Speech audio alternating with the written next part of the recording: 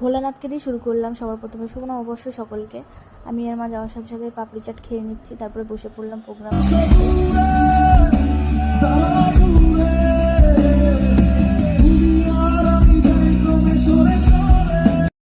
শাগ্নিক, অনন্যা, বিশ্বনাথ আরও অনেকেই এসেছিল। ভিডিওটা ভালো লাগলে অবশ্যই সাবস্ক্রাইব করে দেখতে থাকো। আমি যেন পাখি গেলে পাখনা, সীমানার সীমা ছেড়ে যাই তোর কান্তি, একা পড়ে থাকি থাক না, এই আছি।